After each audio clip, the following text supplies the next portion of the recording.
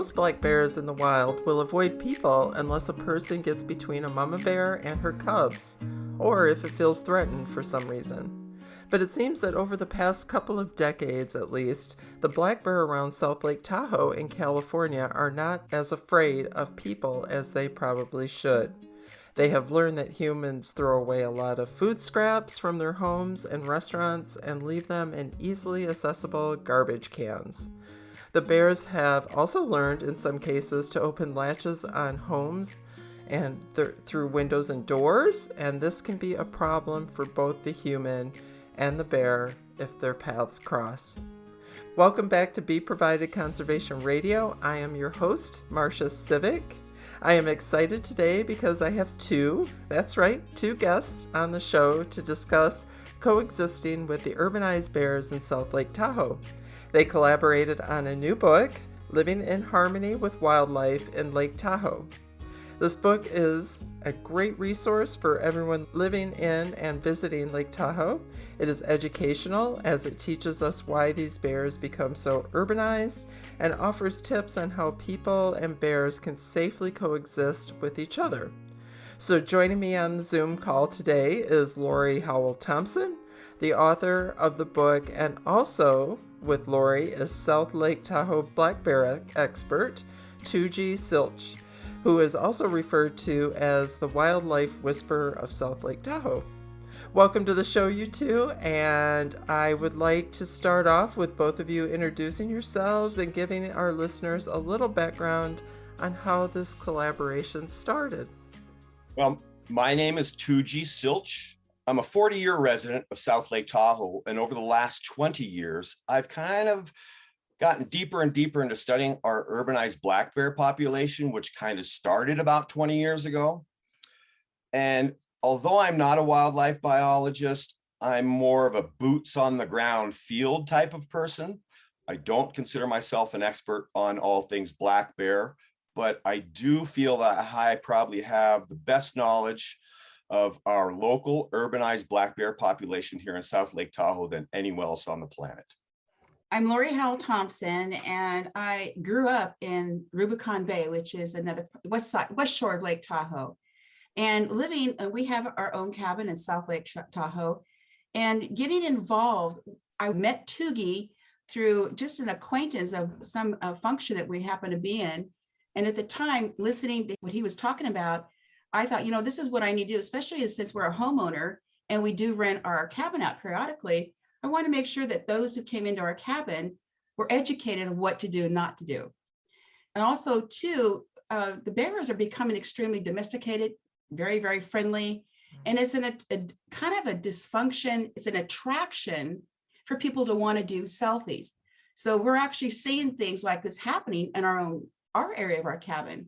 So I decided, along with Toogee, I did introduce myself to him and decided we wanted to come on a mission that we could educate not just the locals, but educate anybody and everybody coming into South Lake Tahoe what to do to help urbanize these bears, meaning take our responsibility as the humans, because some of our unintentional errors have caused some of the bears their lives.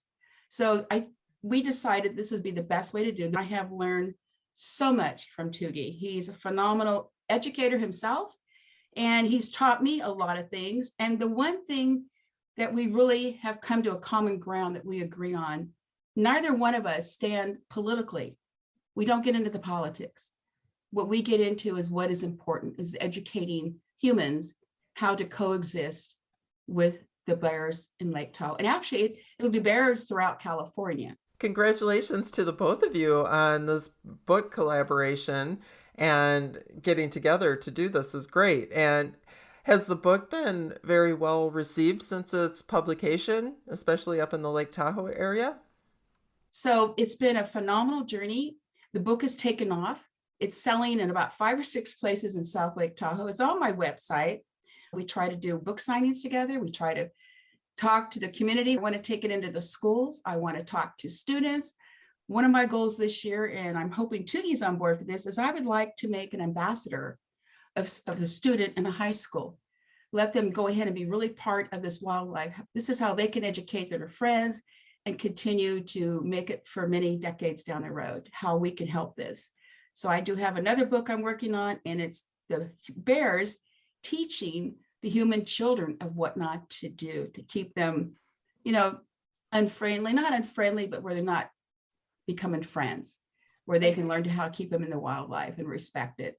That's my journey. I'm a mom, grandmother, a new great grandmother, and I just love Lake Tahoe. I mean, it's my grandparents. I feel like their spirit floats through it, and I'm very proud. So we've done a great job. Toogee's been this phenomenal support with me, and I hope he feels the journey with me is as exciting as it has been with him for me, because I've learned a lot. And thank you, Toogee. Thank you so much. You're welcome.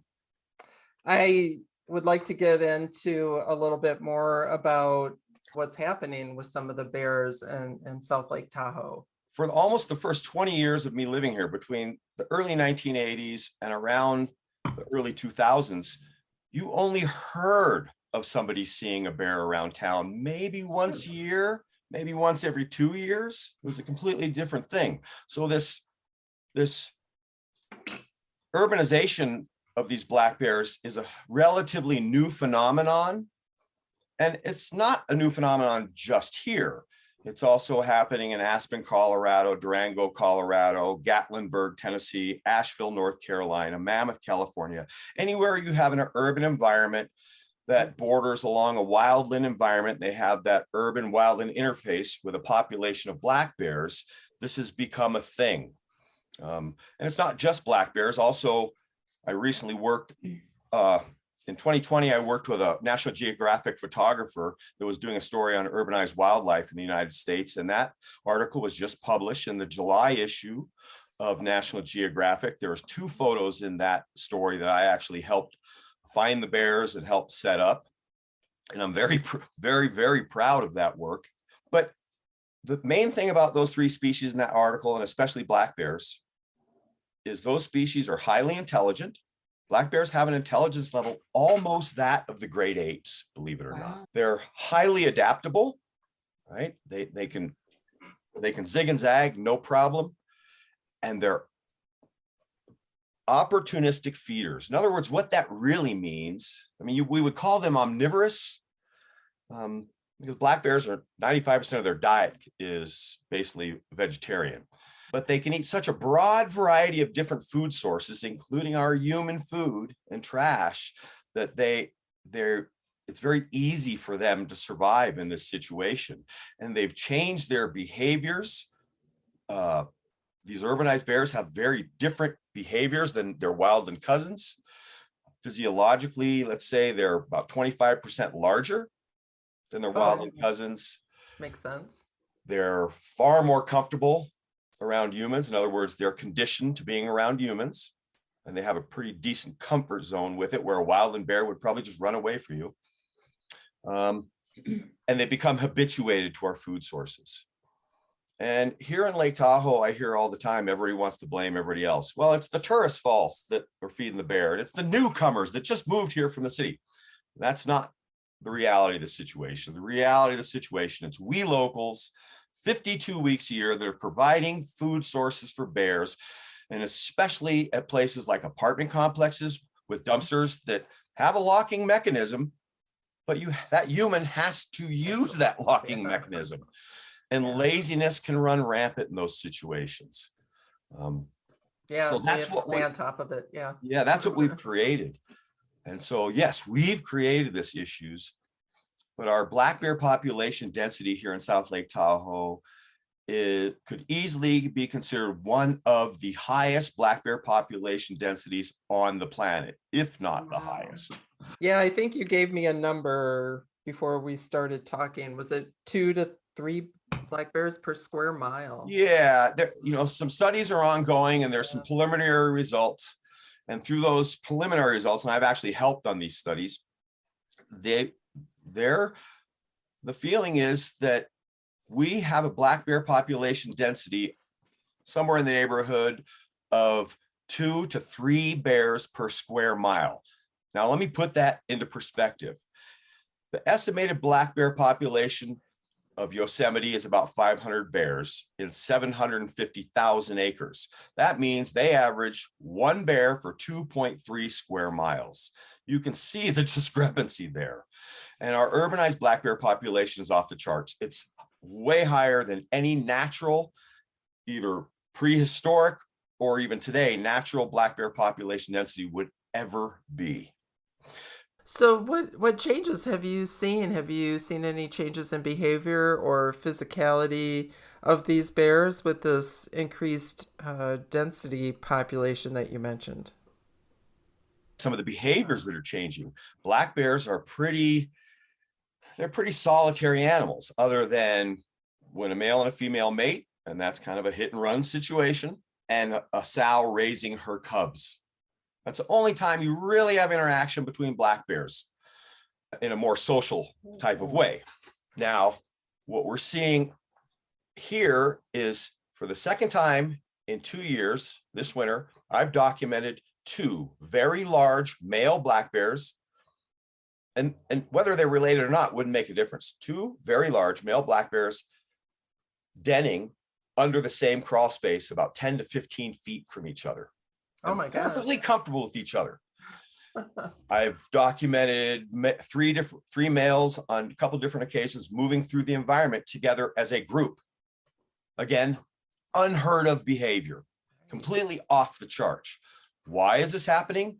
No competition for territory and food sources. It's almost like they're going, hey, no, there's plenty. Come on in, dudes. Let's have some fun. Let's get fat. And invite their wildland friends in. Yeah, right. It's and jokingly, me and the wildlife biologists I work with from both the state of California and the state of Nevada, our running joke is that South Lake Tahoe has become a black hole for black bears. They get here and they just won't leave. And we also have, whereas in a wildland environment, you'd have females giving birth to 1, maybe 2 cubs of the year every 2 years. And that's all based on environmental conditions. Their body knows how many calories they're taking in the fall, how many cubs they're going to be able to support the following season. Whereas here in our urbanized environment, almost all of them are having 3 cubs every 2 years. Oh, wow. I haven't really heard of triplets. On the East Coast, where you have more readily vegetable, like berries and things like that, you see 4 and 5 cubs. Oh, I did not know. I always thought 2 was like the minimum. Yeah, right. I mean, 2 would be a lot in a wildland environment. Yeah. 3 would be off the charts. Usually it's 1 or 2, but we regularly are seeing 3. So you can see where that population density growth is coming from. Plus, we end up with a lot of bears that just stumble into this place and go, whoa, man, this is Mecca. We got everything we need. And we don't, where a normal black bear range is 100 square miles for their feeding territory. Our local urbanized black bears, if they range more than 3 miles, I'd be surprised.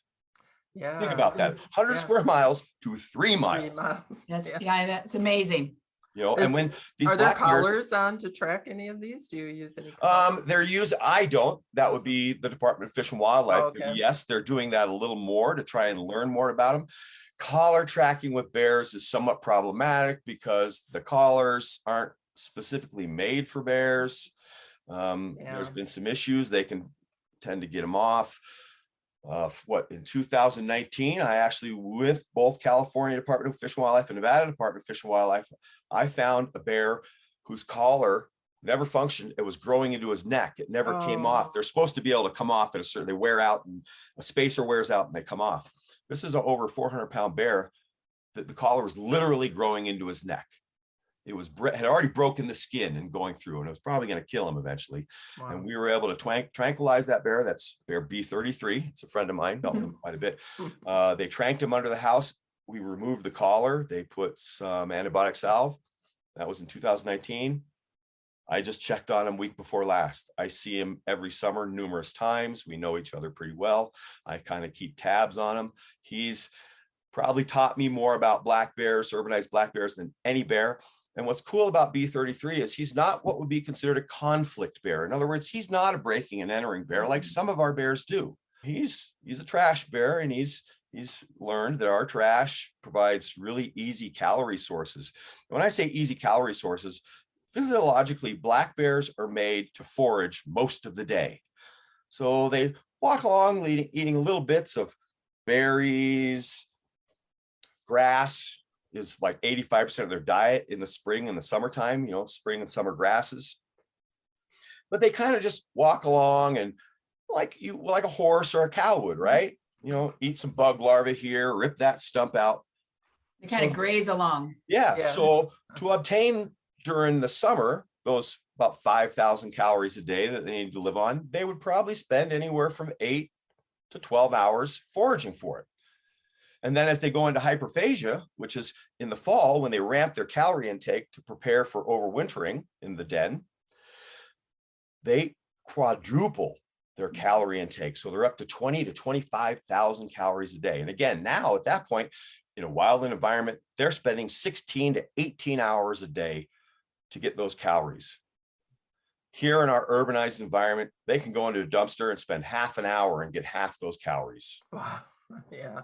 So you can see the difference of how it's changing their behavior and the effect it can have on their physiology. Yeah, I was going to say it has to affect their health. I mean, we were talking earlier about dental issues. I mean, just like us with too much sugar and exactly. Their digestive tract. Also in the book, I believe we did capture B33. He's in the book too. But also, and I've learned from Toogee, Toogee has cameras all over Lake Tahoe. And he's been gracious enough. He'll send me these fantastic shots. So most of my bear paintings are actual bears from Toogee. And he'll send them to me. And I go, yes, I'm doing this. I'm all excited. But what he sent one shot, and when you saw, not trying to be gross, but when you saw what came out of the bear, there was not just food. There was like McDonald's paper wrappers. There was, so people have to be so aware of how to keep, and as Toogee brought earlier, and that's what Toogee and I have been fighting, we really need those appropriate strong bear boxes. There's quite a few areas that they have these very loosey-goosey type flip top lids, and the bears are highly intelligent and they have gotten stuck in there too. So we're trying to make, and then the poor bear, if by chance he breaks in and does a little damage, that poor guy could be put down. So our mission, besides unurbanize, these little guys, keep them safe and really make humans responsible on a day-to-day basis. Not once in a while, not during the peak season when people are flowing in. This is an everyday process. You live in the wildlife, you better know what to do. I can imagine it was really challenging to keep people informed on what to do before this publication of your book. There's always such an influx of tourists coming in and out of Lake Tahoe all summer. Education must be a bit challenging with that. How we educate the community. We're not finger pointing, but we're trying to make every human living in Lake Tahoe responsible. And that is a day-to-day process. How do you do your garbage in your home? What do you do outside of your home? If you're going to have people stay and you're not there, you better educate them highly. And I think eventually people should start being fined for being negligent. I really do. That would be one of the things. They are. Good. Actually, there are ordinances. The issue here at Lake Tahoe with the ordinance deal is 2 states, 5 counties, and 1 incorporated city. And we have no top-down rules. You've got this mix and match. I'm proud to say, and I'm also an employee of El Dorado County, but El Dorado County has probably the best ordinances involved in that situation. That's great. And we do a pretty good job because you can have all the laws and ordinances you want, but if you're not implicating those rules, and enforcing those codes, strong code enforcement, they're worthless. Right. And on our contract, when someone wants to book our cabin, the contract talks very detailed about bears in the area. And one of them, we stayed in there. So we had one a couple of years ago through my camera on the outside. Some guest was in the cabin. Our neighbor let us know that they were out there trying to do selfies with the bear across, because we have open forest across our property. And that right there, they were told no once, and they did it again. They said, you got to leave. We just will not tolerate it. I don't care how much money you spent. If you're booking it in, stay away from the wildlife. That's not what it's about. And so people have got to be fined if we could prove they're doing selfies. I think that's huge too. And it's to protect the humans too. Humans don't realize, yes, they're cute and they're adorable.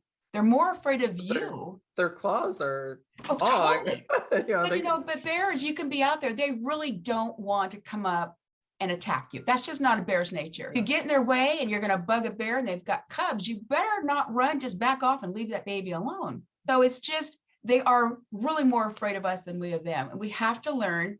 Toogee's taught me well. We're trying to really educate the community. And I think starting with children is a really good start as well.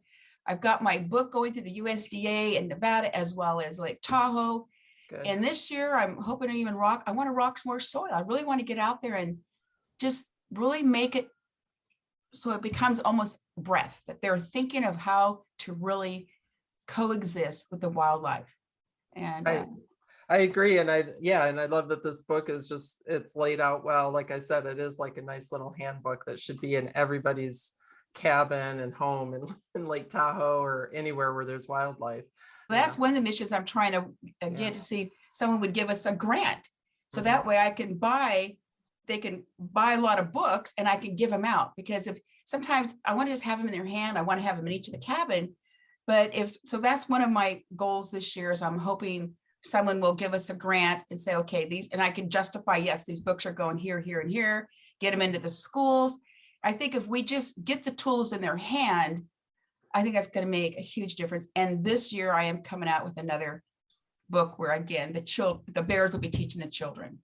Yeah, I think, like you mentioned, just to touch back on that, I think teaching children is key.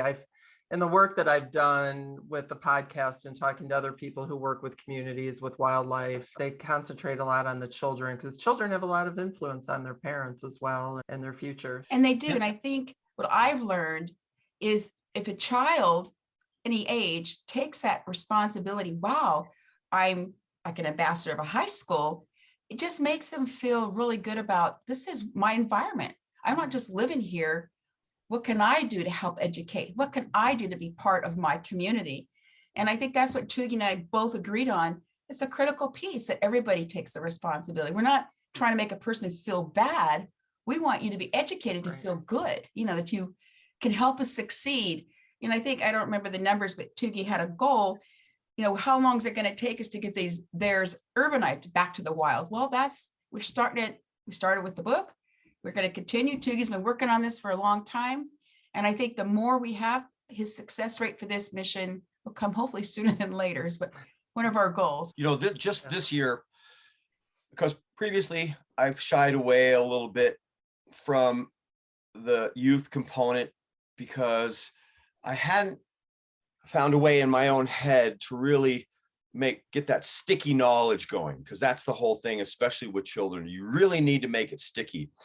And I did a little presentation with a summer camp group here in town this summer, and I had an epiphany, and I said, well, the key here is to make it inclusive, to make the youth that I'm talking to, make them part of the conversation. In other words, instead of speaking at them, speaking with them. Yes, ownership. And I had an amazing experience. I was so excited about it. And just yesterday, I confirmed that on February 2nd, I'll be giving a presentation to the entire student body of Zephyr Cove Elementary School here. Oh, great job. On the Nevada side of Lake Tahoe. And I'm very excited about that, because I'm going to have from kindergartners to fifth graders. Yes. And again, I'm really trying to learn to tailor my message to make it inclusive and be inclusive with those youth.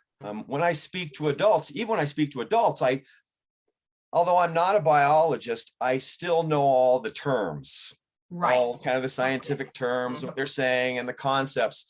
And believe it or not, with adult humans, I have to dumb it down a bit.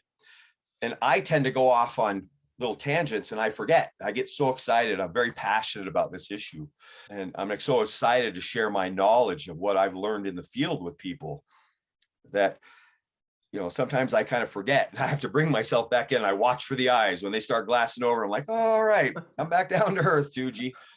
But with these children, it's so exciting for me because, like I said, sometimes I have to dumb it down for adults.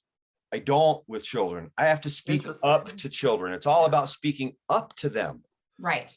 right? Yeah. Because They're amazing. they wanna don't feel have important. preconceived notions. They don't have, I'm not trying to break barriers. I'm trying to just add to their knowledge base. And it's a pretty exciting thing. And I'm really stoked about it. I want to make a high school student an ambassador and let that person, that student, tell me how are they going to communicate this? How are they going to take the ownership? And Toogee's right. Once the child takes the ownership, they take it proudly. They're eager to tell their parents, now don't do that. You can't throw that. No, you can't. And I think that becomes a family affair. And then it becomes a community. And I just want the whole community of Lake Tahoe. And I'm sure they're proud of where they live. But I'm passionate like Toogee is. He has completely more knowledge than I do. My passion is I love to educate. And it's just not the Lake Tahoe Basin anymore. That's true. The western slope of the Sierra is seeing urbanized bear issues. True. I had some people reach out to me a couple months ago. Well, there's people saying that these bears were just conflict bears that were relocated from Tahoe to the western slope. Well, that's not true at all. That's because not true. generally in the state of California, relocation is really not a thing anymore. They'll do it on a case-to-case basis once in a while, but they don't have any regular program because it doesn't work. It's not highly Right. successful. Generally, you translocate a bear, they're going to try and come back to where They're going to come back home. Yeah. Yeah. So- Yeah. What these people are experiencing on the western slope is their very own urbanization of black bear populations. I heard the same thing. Yes. And it's happening Interesting. more and more. I have some friends that are the primary wildlife rescue folks in the Sacramento region, work Mhm. with Gold Country. They work with a number of other places. And they're starting to get bear calls. Wow. And so they refer to me and they start asking me questions. They send me pictures. They ask me questions. Believe it or not, every once in a while, I have Fish and Wildlife for both California and Nevada come to me to ask me for my input on some of these situations. Not very often, but they do, and they have a respect for my knowledge, which is, I'm very happy. I make a point of working with our state wildlife agencies because I feel having a good relationship with them is going to create a better outcome for the future of both the humans and the bears that are involved in the human bear conflict issues. That's very I true. agree. Yeah. Very true. So, and I have a great rapport with both states. And- And times are changing yeah. in those yeah. worlds Yeah. because They are. That's true. They're very helpful. Very, Yeah. they really are. management approaches across the board for wildlife, and especially with the human bear conflict issues, they're evolving and they're evolving quickly. Right. As I Right. told you, I attended the sixth International Human Bear Conflicts Workshop this past October. There was 300 people from around the world. This is not just a black bear problem. This is also a sloth bear problem in India. It's a polar bear problem up in the Arctic Circle Manitoba, areas. Montana and Wyoming are having the same thing with the grizzlies. Well, Yeah. and the interesting thing about Montana and Wyoming is those are reintroduced grizzlies. So now you have ranchers that have spent generations of families ranching with no bears on the landscape because they were extirpated, 100 years Right. ago. And now but these fish and wildlife agencies are really working with these people and the conservationists to make this a success. And to have it success, again, like I said before we started our talk, we need to have compassion for both the human and the bear side of the human bear conflict issue. We can't Exactly. just focus on the bears and go, the poor bears. I get it. I understand, and I have complete empathy for bears, but I also have empathy for the humans, and we all need to work together, and we can't Right. shut each other out. Otherwise, we're going nowhere. That's Right, true. And also, and it's not just the safety of the bears, it's the safety of the humans. And that's key. That's number one. Toogee is really good about getting kind of into the bear's head. In my book, I kind of call him the whisperer because he can really interact with them. And that's a key component. You can't just go, we will not be successful. We only focus on one. So that's why the book is titled Coexist, and it's for the two. And humans are number one, and I say it in the book, they're number one priority, Right. and their safety. And sometimes, them being more educated is going to make them more safe, and that will then go down like a domino effect to the bear, to the wildlife. That brings a question too in a lot of this work that I do as well. People don't want to do bad. They just need to be educated. Exactly. And I think it's a lot of people, once they're educated, they have that aha moment. Are you finding success with people talking to them? Are you seeing a lot of these aha moments? I think it's happening more and more. And education definitely is the base of any integrated wildlife management program, right? It has to be the biggest component. It is. My big issue, and it's not an issue, it's just the reality of trying to educate folks in this day and age, is we're being educated to death. When you pull up to that campground and you have that bulletin board and you see all the little fires, West Nile virus, plague, and that's the world I live in. Those are the jobs I do. I'm a vector technician, so I work to fight vector-borne diseases. Oh, okay. So again, West Nile virus, hantavirus, plague, coyotes in the area, black bears, mountain lions. It's almost overwhelming, and people. It is overwhelming. Be big, be small. I'll check that stuff out later. And how I like to equate it is since 1972, we have spent billions and billions and billions of dollars to educate people about polluting and proper management of trash. In other words, not littering. And it still isn't working. It gets better and better and better, but there's kind of that fringe that's just hard to get to. Well, you mentioned something about education, and I'm proud to say this is what happened.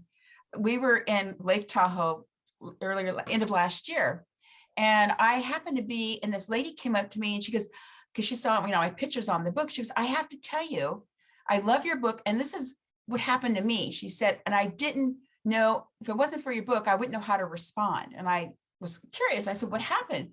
She said went to her cabin and she went inside, and as she's in her kitchen, this bear happened to help himself and he came in. And she said, I had just read your book the night before to my son about how not to react, don't get scared, don't get in its way, and to remember that the way they came in is the same way they go out. And I said, what'd you do? And she goes, well, he went to my freezer, took my ice cream out. I let him go ahead and eat it. I left the cabin. She goes, and when he was done, he came out the same way he went in. And I went in my cabin and he left an ice cream mess on my floor, but there was nothing there. And she goes, if I didn't read your book, my natural instinct would have been shoo bear, go away, bear. And so hearing that really made me feel good. That she said, I asked her, I said, how do you feel about the book? She goes, the book is so knowledgeable. And that's the word I wanted to hear. Not that she's feeling crammed in, not she's feeling like, oh, this is what I have to do. Right. It was the book of knowledge. But to hear her response to the book and what is put in there is correct. People are not they're overeducated. That word just like, here we go again, I'm learning so much. How much more can my mind, I'm on an overload. Believe it or not, again, I've lived here in town for 40 years and I've been involved in youth sports. So I'm kind of a known entity. I was already a known entity. For many years, I was a bartender here and I bartended at a couple of the most popular bars. But these days with the work I've been doing, and especially over the last 2 years, it's kind of just blossomed. I'll be out at the grocery store and somebody will walk up and go, are you Toogee? Are you talking Toogee? I'm like, yeah, I am. They go, oh my God, I've lived here forever. Thank you so much. I'm learning so much from you about our wildlife from your videos. Cause on both my Instagram and my Facebook, I post videos, and oftentimes I use humor to teach little things. You do a great job. Humor is a good way to do it. Yeah, non-judgmental. I try and be really inclusive. My whole thing is I don't want to belittle anybody. I want to be inclusive. And in other words, I want to hug everybody. Come on in. Let's figure this out together, as opposed to it's your fault. You're the problem here. Because that doesn't fix anything. That just creates animosities. So it's just creating that good, feel good experience. This summer, I spoke at this little place down here called Lakeview Commons. On Tuesday nights in the summertime, they have little history talks, right? And usually there's like 10 to 20 people at these history talks. Well, when I put mine on, I showed up and there was over 120 people. Oh my goodness. There was, and I missed it. I wanted to be there. I was sick that time. So I'm going to do some more this summer. I'm coming. Yeah. Well, what was so interesting about that one is the organizers were so excited that Paula, who put it all together, Paula Peterson, a friend of mine, she goes, will you do another one in a couple of weeks? I go, you bet. The Yeah. next one I did Great. had more people at it. Oh, that's And great. these were locals. I'm talking, I have long time, 40, 50-year locals coming to me and asking me for advice. Believe it or not, there's still a few people that think we have brown bears here in California, right? Brown being a type, a grizzly bear. Grizzly, yeah. And there hasn't been any grizzly bears in California since 1924. That's when the last wild brown bear was killed here, shot, whatever, hunted. So you'd be surprised of even locals how much they don't know. I'm always surprised at that. I'm not dissing them. It's the reality of the situation. I think Yeah. also when Toogee and I were talking about this, what we wanted to get out, the thing we wanted to really make sure that we got across is we're not getting involved in any way, shape, or form of any of the politics, because there are some groups that that's just who they are. But the one thing I hopefully Toogee agrees with me, I think embracing our community, locals, and those that come in as a team, I think that's going to be our biggest success story. Right. As a team, we're not, this whole podcast is not to make one person feel, boy, I blew it. That's not how it is. We're not judging. We're both excited. I'm educating or teaching or teaming my way. Toogee's doing his way, but our two ways really work well together. Right. And I'm always going to complement Toogee. each other. Yeah. And he was right up front when I first asked him if we could work on this. At first, he goes, "Well, I want to know how you." I mean, he was firm. I want to know how you're going to do this, and he wanted to know where I was going, what was my most intentions, and we talked about it, and it's been a great team. He's been wonderful to work with. I'm very, very proud to say it. And when we do my book signings, I try to get him there because I've got a section for him to have his signature, and it's really important. And I think that's the key. And I want to just keep on going. I just want to keep getting my feet into the Tahoe dirt. And I've asked him sometimes to take me, I really want to learn and get down and dirty and kind of go into those moments where I can kind of see what he's doing, because I would love to have that part of the next book too. Well, speaking of, field work and getting down and dirty out in the field, I was wondering, Toogee, how do you usually monitor these bears and keep an eye on them? I think Lori mentioned that you share photos with her. I assume that you must have several game cameras set up to observe some of these bears in different areas. Is that correct? I have trail cameras in numerous spots around town here. In the summertime, obviously, I get a lot more activity on them. And all my trail cams I place generally on wildlife trail systems. So because I can see what's happening. I'm not a tracker. I don't pretend to be a tracker, but I have such great knowledge of the bears around here and our local wildlife that it's, for me, those things pop out. When I walk into an environment, most people just walk by trees and this and that, and I go, oh, there's a scratching tree. Oh, there's a rubbing tree. Oh, see how the way that grass is laid? That's this, that's that. And so that's how I place my cameras. I don't ever use any bait. I don't have to do that. Yeah. If you bait cameras in Lake Tahoe, you're a loser. I mean, you just don't know what you're doing. Yeah, there should be a fine. And there's no need, because the bears, that's the bears world. Technically, it's illegal. It is illegal to do that. So I am getting videos of them more so in their kind of natural environment, doing their own behavior, sometimes just walking past the camera. Again, when I've discovered those two males denning under that same property together. And this is kind of an abandoned property that I've been watching for years. And once one bear goes under a house, it becomes a bear B&B. Other bears are going to use that space. In the summertime, they'll use it for what's called day bedding, or in the winter for denning over winter. So I climbed into the den with both those bears and set a camera on each one of them. And I was about 6 to 8 feet from those bears. Oh man, that sounds scary. Were both of these bears, were they in hibernation at the time that you went in with those cameras? Black bears, when people think about bears in hibernation, they think they're in a coma. That's not true at all. They're in a state which is called torpor, is the actual term. And they're very cognizant. They nap, they're awake, they nap, they're awake, they move out, they'll leave the den, come back in. So they're watching me the whole time, but they're in a mellower state. Their heart rate has been dropped to about 40 beats per minute. And they don't lower their body temperature, but they're just kind of in a much more mellow mode. So in other words, if I found, a male bear day bedding under a house in June, I'm not going to climb in and get 6 feet away from him and place the camera. Well, probably the minute I did, he'd boogie. He'd go to the other side of the house away from me or try and get out. Whereas these guys were pretty mellow. And I'd been around there before. Sometimes when I do aversions, let's say I evict a bear from under house, non-lethal aversions, and all we use is basically a paintball gun, yelling, banging the wall, things like that. The bears that I deal with a couple of times, they get to know me, which is really a plus on my side because it gives me a little bit of leg up. A, I already know and what to expect from that bear. And B, they know what to expect from me, believe it or not. And as Lori said earlier, you know, their communications, I understand completely and totally. Now, can I communicate verbally to them? Not really. But my body language communicates a great bit to them. Sorry, there's Daisy. She agreed. Yes. Yeah. So, and they get to know me. They know they'll recognize me by sight and by voice. But that tells you how many times I deal with some of these bears. I keep a journal of all active bear calls, you know, aversions, evictions that I do. Sometimes I've gotten them out of houses before. I get them out of dumpsters. I've rescued cubs that got stuck in dumpsters that couldn't get out, you know, things like that. Actually, in the last 4 years, I've rescued 6 different cubs here that went on to be rehabbed. I also have handled a lot of dead bears hit by cars, things like that, probably over 24 in the last 4 years. Oh, wow. So it's not good for the bear or the car. No, I've seen some pretty interesting behavior with bears, but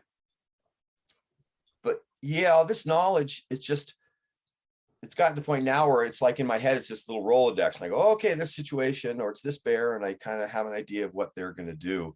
And it makes it just so much safer for me and that bear. And my main concern, I was saying that journal, my little journal, I went and tallied up because I've been keeping that journal basically since 2016. Between 2016 and day before yesterday, I've done about 375 evictions or aversions. Wow, it's amazing, Toogee. That's incredible. So, I mean, that's that buildup of knowledge. And it's interesting because I often have people, will you teach me? And it's like, it doesn't really work that way. I have a couple of people I work with.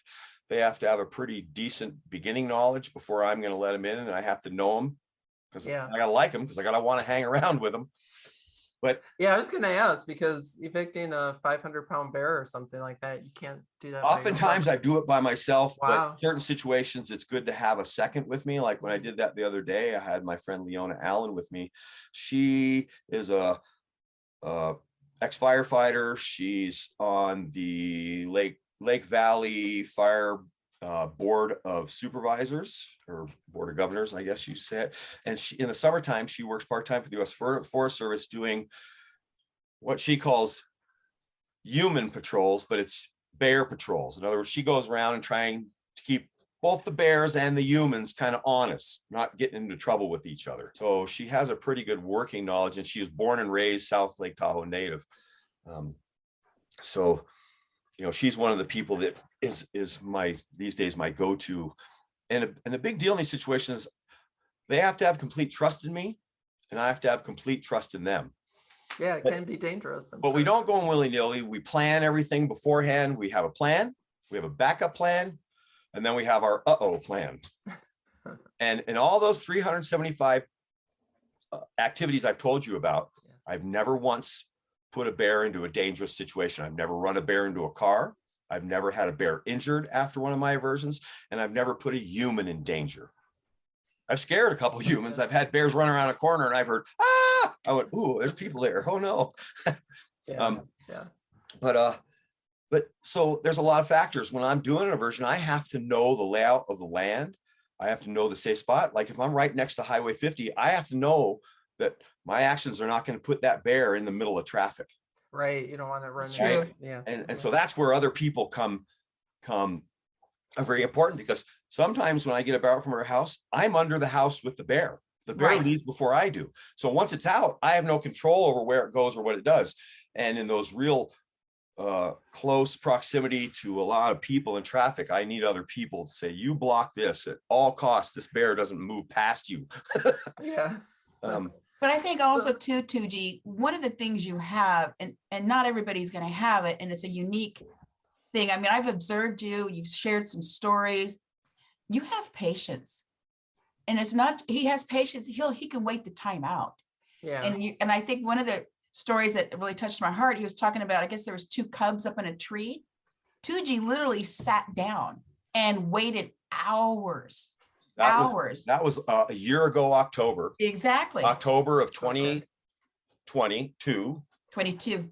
No, Oh, 20, wow. October of 2021. You were sharing it with me last year. It's a phenomenal story. A female with 2 cubs of the year, and I believe they're wilding because this was after the Caldor fire had come into town. Mom got hit and killed by a car on Highway 50 right in front of the middle school.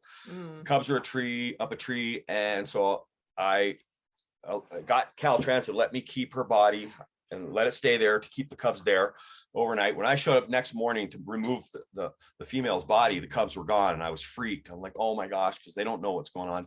Turns out they were in a tree just across the street. They went across the highway again. They got in a tree, and South Howell Middle School called me, or somebody from the middle school called me, and I showed up at 8 a.m. I babysat those bears up that tree for 10 hours until I got permission from Fish and Wildlife to rescue them. In other words, trap them. And once I got permission, we set up traps to the base of the tree. I had Mom's body laid out between the 2 traps, so they had the smell that they're there. And within a minute of each one of those bears coming down the tree, I had them rescued in a trap. And they were raised. First, they went to Gold Country, and then they ended up being rehabbed at Lake Tahoe Wildlife Care, and that was Thelma and Louise. That's right, Thelma and Louise. Oh, And they're in the book. Thelma and Louise are in the book. Yeah, And so, and that's the point that I was expressing, because, you know, when Toogee shares the 375 and plus more that he's going to be doing adventures, some people are going to go, wow, that sounds exciting, and I want to be right there. There's a lot of key elements and components that he has done that now becomes second nature to him. And yet someone else coming on board, I don't know too many people, and I've got some high patience when I want to learn stuff. I don't know too many people are going to have the patience that he does. I mean, it takes a lot. So I'm giving you some kudos over here, Toogee, because we've got an audience that's going to listen, and I don't want to see a bunch of people sitting on trees and looking up and saying, okay, and then they're. So it's critical we understand that his position is admirable, but it's a very difficult one too. Well, in many years to acquire. And I talked about working with National Geographic. I've also done, I've been featured in a BBC documentary. I've done a podcast with NPR. I've done things. So I've had some of these people in close proximities to bears working with me, and anybody that works with me in that situation. I'm actually doing a documentary right now. I'm working with a filmmaker, a local filmmaker, on a long-term documentary on urbanization of black bears. Great. Oh, great. That's wonderful. So when those people work with me, my rule is you do whatever I say. They have to. You place yourself wherever I tell you. You can only be in camera angles that I'm going to allow you to be at because of safety. In other words, safety for both the bears and the humans involved in that situation is my #1 priority. It's critical. And again, I've proved it by having no problems. I've never hurt a bear, and I've never hurt a human in that situation. And that's why I brought it up, for the mere fact, you know, I'm going to be blasting this podcast. I'm sure Toogee is as well. And I just want people to understand, yes, it's a glorious thing to observe. I'm so fortunate and blessed that I, you know, work with him, know him. I consider him my friend, and I admire everything he does. But there's also that very, very important component. You have to, if you're going to be working with him, he's boss, period. And it's funny because I'm not that way in my real life at all. Yeah. I don't like to tell people what to do. But in that situation, it's a safety concern. Yeah, it's all about safety. Because if a bear were to have an altercation with a human that I'm involved with, that bear's going to die.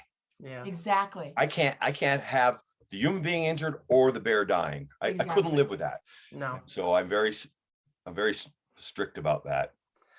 So hey, I have a question. This may be naive. So say everybody in South Lake Tahoe starts, you know, taking care of their garbage, and bears don't have such easy access to food. Do you think they're naturally going to start moving out? And is that some of this goal is to maybe Well, that concentration of bears may move more to the wildland bear area? that's an excellent question. And it's a highly nuanced situation. And the answer I'm gonna give you is something you might not expect. In the short term, if tomorrow every single person got on board here in South Lake Tahoe in the Lake Tahoe Basin and was able to get any access to human food or pet food attractants to any wildlife, we would see a ramp up in human bear conflict immediately. Oh, really? Because we have a number of bears in our environment that are what I call breaking and entering bears. And generally it's a mom figures out and teaches her cub, who teaches her cubs, who teaches her cubs, right? It becomes a generational thing. And this behavior is ramped up. Every year it's more and more evident. First, they would be just looking for a window open. They smell something, they pop the window open more and go in. So in other words, what used to be breaking and entering was just looking for ways in. In other words, we have bears that'll go down the street and try every car door. Oh, interesting. Right? Yeah. And they've gotten so used to attractants being in cars, they're not even smelling anymore. We're having break-ins even with all this trash available. We have these rash of break-ins in a neighborhood that was just off the charts this summer. And a couple of these bears were doing things like busting through windows. They're starting to bust through front doors, locked, dead bolted front doors, completely bashed through. So this, like I said, the ramp up started with the Caldor fire, because not that a bunch of bears came out of the wild environment, came to because they wouldn't do that behavior. These are urbanized bears that were here already. But for a week, and in some neighborhoods, 2 to 3 weeks here in town, the evacuation, right? Yeah, Right. nobody's around. Yeah. And no one's putting trash out. So Oh, the bears just started breaking, and we've They get always had more our breaking and aggressive. entering bears, but they just started ramping that behavior up. They're looking for the food. When the police department came back, or the police department was here the whole time, they investigated 17 active break-ins during that week. 15 of them were bears. oh my God. When all the people came back into town and started reporting break-ins, over 70 bear break-ins during that evacuation time. Wow. It was off the 'Cause charts. so they couldn't get food. So- How long do you think this would, if everybody did everything like you say? It's gonna take No. some time. It would They- take they're- two it's an generations or- addiction. Yeah. It's an Probably addiction like it would. humans. Yeah. A couple generations Yeah. probably be Right, what I it think so. takes. Yeah. And with people, and Toogee earlier made a point, it's the type of food they're eating. As humans, food is an addiction. Yeah. And Especially addiction takes sugar. time. sugar Yeah, stuff, and it takes time. And it's the behavior that they're so used to. They don't know what we're doing. They have no idea that humans are all of a sudden, they know there's a change. But I think that when it's like overnight, like now, the shock to these bears, all they know is, I'm sorry, you guys can do what you want, but we're going for the food source, because they don't know about the wildlife. They don't know about the wild. Yeah. Right. A perfect example about that is, I don't know if you remember hearing about a couple of years ago, there was a bear that walked into the Safeway in Kings Beach, Yes. big old bear. Right. And then a month later, he walked into the 7-Eleven down the street. And Fish and Wildlife thought, okay, we'll have a heart. He didn't really hurt anybody, do anything. And so they translocated him. Yeah. They collared him. And this is a bear that weighed about 600 pounds. Wow. So they Big took guy. him out. And when the thing about relocation is you can't just willy-nilly take them anywhere. You can't just take them 500 miles away. No. You have to relocate them into their genetic range, because if you take them out of that genetic range, you may be transferring diseases that don't belong to other populations of animals. Correct. Yeah. So they took that bear from the North Shore and took it about 60 miles southwest of here, out by Ebbets Pass. That collar dropped within a month. In other words, that bear lost so much weight that collar was able to come off within a month. 3 months, 4 months later, that bear showed up at a campsite, a rural campsite, and the camper had a number of children in the camp with them, was freaked out because this bear wouldn't leave the campsite, kept going around and around. He finally ended up shooting and winging the bear. Fish and Wildlife came out, they euthanized the bear, Turns out it was that very same Safeway bear from Kings Beach, who now at this point weighed less than 250 pounds. Oh my gosh. This bear did not know how to forage for natural food sources anymore. He didn't know what to do. Exactly. And that's the Didn't know how to survive in the wild. Right. And that's the key component as we're helping. That's why there's so many layers and layers and layers of unurbanizing these bears. It's not an overnight magic, knowing what the long-term process is. And this is why I think the next book, besides a children's book, and if Toogee will work with me, is now to get in this process of why it's going to take time, why the time factor is so critical. It's a crucial element for these bears. Oftentimes, I hear people say, well, it's because the fire has burned all their food sources and there's no food sources around. Well, let's think about what bears eat. Grass, mainly. It's a huge part of their diet. Well, that's plentiful here in the Lake Tahoe Basin is like the Garden of Eden for wildlife. And that's why there's no grass on our property in Tahoe. I won't do it. We've got 65 tributaries that flow into lakes. There's water everywhere. Yeah. We've got a forest filled with pine trees that have pine cones that have, and they pine love nuts. That. We have dead timber that has rotting timber that has tons of bug larvae and bug life and yellow jacket larvae and things like that. Tons of natural food sources surround us. Yeah. Tons of natural denning and day bedding sites surround us here in the Tahoe Basin. So I often hear that and I have to poo-poo these folks when there's nothing for them to eat. There's no place for them to go. No, that's not true at all. Yeah. We just keep providing them the easy meals and the easy access to our buildings. And they're, like I said, they're very opportunistic. They're extremely intelligent and highly adaptable. So it's up to us to mitigate that issue. There's nothing the bear can do to fix this issue. This is strictly human behavior has to be changed to change the bear behavior. And the critical point of all that is it does take time. It's a time of consistency, a time of patience, knowing more education needs to, I don't like the word education, more teamwork to a knowledge of what to do, how we can work together, why it's critical to not just to go in there and say, okay, food's all gone. And also, and Toogee made a huge point. They don't know the wild anymore, and so that's a key element. I made sure we don't have grass in our yard. We have just all natural stuff, simple things like bird feeder, just the common stuff that humans really don't know that can really draw them in. And I think the more we're on this mission, I am stoked about it. And consistency is important. It's huge. And that's a huge element. Trying to send all these different messages doesn't work. It has to be. I'm really excited about the fact that over the last couple of years, there's been a bear working group within the Lake Tahoe Basin that consists of, I don't belong to it because I don't belong to these organizations. California Department of Fish and Wildlife, Nevada Department of Wildlife, California State Parks, United States Forest Service, and the Tahoe Regional Planning Agency have all come together, and they have a working group that's trying to send one single message. That's great. And a messaging base, an official messaging base.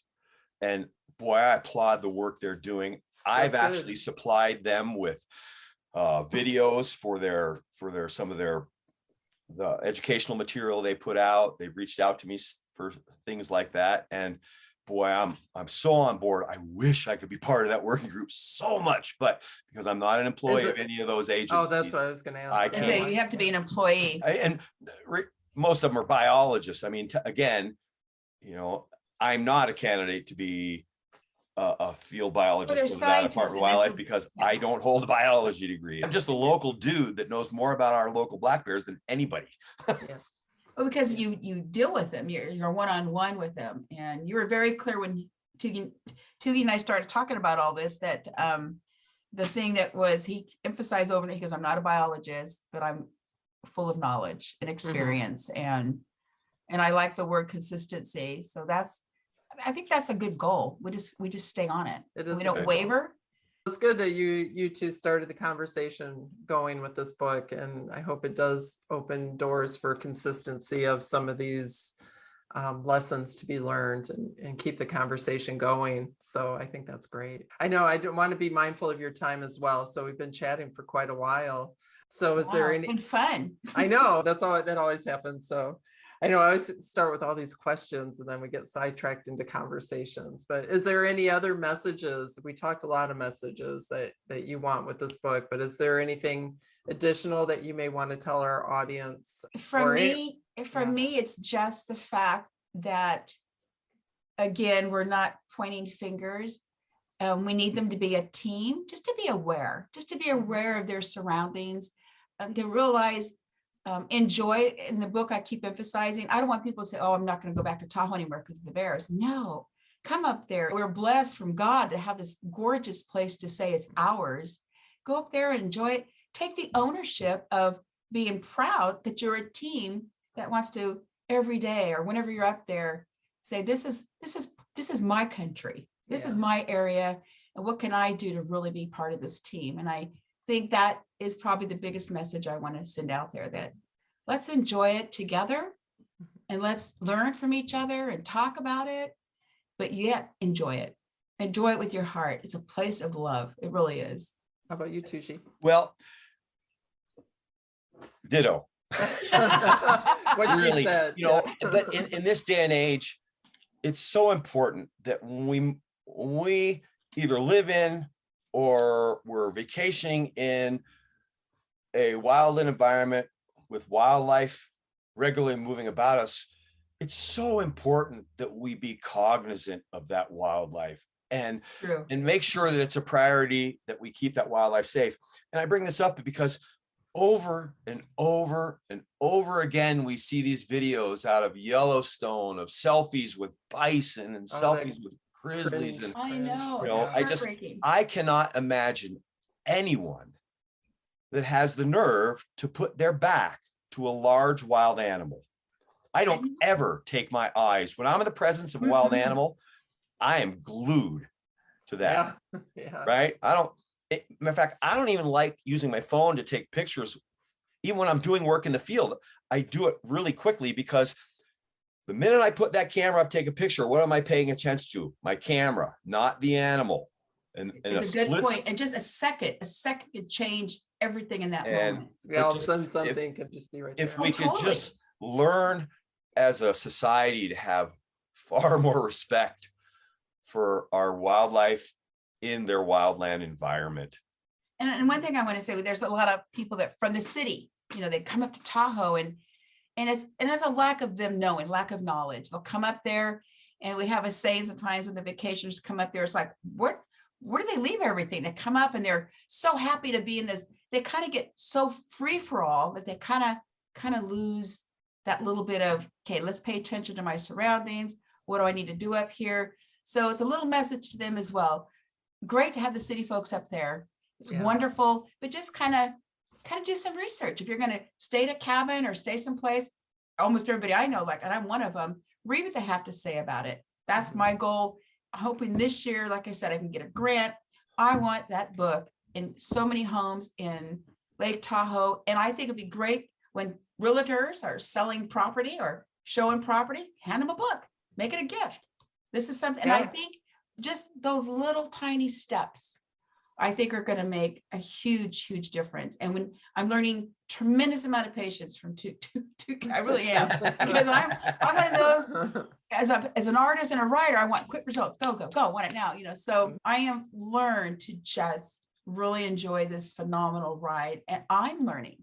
I love knowledge and I want more and more and more. And so I'm hoping my behavior, my action, my lifestyle can set an example. Is what I'm hoping for. Live by example. And that's an excellent point, Lori, because for me, in my life, I've classic from childhood, ADHD, ADD, before it was a thing, before there were things. My daughter has that. My attention span is that of a mosquito. I hate to say that, that's reality. But the more I've learned about wildlife, and especially my work with the bears, is they teach me calmness and patience and quiet observation. Those are skills I never had in my life as a younger person. And most of my adult life outside of that part of the world, I'm still trying to bring that in to my whole brain. But that's my big takeaway. It's not what I'm doing for the Bears, it's what they've done for me. I've learned a lot from you. I really have. Thank you. And I'm hoping me working with you or as a friend that I'm bringing something to you as well, that I'm not just, that's why I'm always working. No, it's been a great partnership. I'm digging it. And you have the field experience, and you also have the visual writing experience of sharing that with education. That's a nice team. And I want to see the kids do this. That's what I'm excited about. I know. I want to see these kids have that same result. And so, as I get older, I'm like, I just look back and thank God that my grandparents, that I was able to grow up in, West Shore and Rubicon Bay. And my grandfather was a huge influence about respecting the wildlife. Carry this on I got a great grandson. I want this boy to learn all this stuff, Well, they say that some of the younger generations now are kind of poo-pooing smartphones and trying to get a little more analog. So maybe there's hope for learning some of this, putting down the phones, putting down the iPads. It's very good. That's an excellent point, Marcia, that we need to give our kids something. Yeah. Give them something they could take ownership on, be proud of. Kids are amazing. They're amazing. I personally feel we often hear people dissing younger generations, which is nothing new. It's been going on since day one, right? Older generations always think the other generation. We've all done it. The fact that I'm a father of two grown sons, I have to believe in my heart of heart that our younger generations are on the right path. Exactly. And I think kids amaze me, absolutely amaze me, because they're so knowledgeable. If you give them that chance, they're pretty unique little beings. They really are. Our future. Yeah. I love it. And I think the fact of our mission and where we're going, to me, it's the footprints of Lake Tahoe. I think we're putting our footprints in, and let's see how big we can get this team. How many footprints could we have in Lake Tahoe? That's a good way to put it. That's my goal as I look around. And when I'm up in Tahoe, it's just, you feel the love. I can't explain it. And I'm probably just an odd duck. I don't know. But when I'm up there, I just feel just so close to me, and as an artist, the greatest painter in this world. And we look at our life, the masterpieces from God. Look at that nature. He's an amazing artist all by himself. And I get out there and I get so into my feelings of what we have in our hands. Let's give it to our babies. Let's give it to the children. Let them use their eyes and their hearts, and get those footprints in that wonderful land of Lake Tahoe is my goal. Well, this seems like a great place to end our show and to leave you with beautiful visions of Lake Tahoe. It's a beautiful place to visit if you have not been there. Of course, we highly recommend that you go check it out. I wanted to give a special thank you again to Lori and Toogee.